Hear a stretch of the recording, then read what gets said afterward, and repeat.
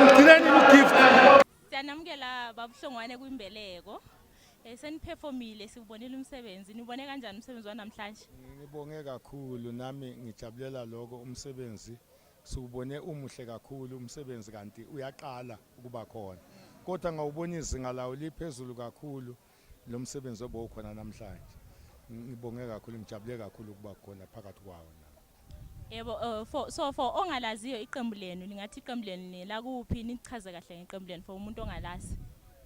Iqembu lethu abafana baseMawuse laseBergville kodwa ngokudabuka.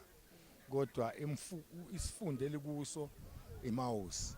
Abafana baseMawuse ngaloko ngoba baseduze kwesibhedlela esigade bonke abantu ukuthi abantwana bavelele eMawuse. Manje lapho selithi ke iqembu igama lalabafana baseMawuse ngoba baseduze kwesibhedlela leso kuthiwa iMawuse. Okay, siyabonga. For umculo kukhona into esenikhiphile kulonyaka? Nonyaka khona into ingoma engikhiphile inengoma eso4. I-album ithi wozobona la ngihlala khona. Ngangithi abantu abazobona la ngihlala khona. Ukuthi kunjani endaweni yakithi eBergville. Bese eBergville la ngihlala khona. Ngoba kunentaba ezinhle eBergville. Hayi siyabonga kakhulu siyajabula. Bengibone uMthekhala ukhiphile ingoma ingathi inokuzwisa ubuhlungu kakhulu. Angazi ukuthi nina ningathini ngalento eyenzakala kubo. Mina engikujabulelile koMthekhala benoshwi.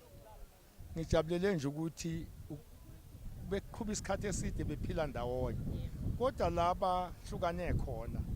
Bahlukane naloyo wakwazi ukwenza okungokwakhe nalo yaveza ikhono lakhe.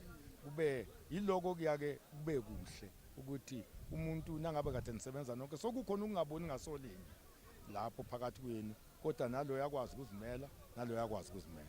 Ngijabulele lokho kakhulu kulabafana. Hayi siyabonga. Kusho kulonyaka ozayo sizonibona futhi la.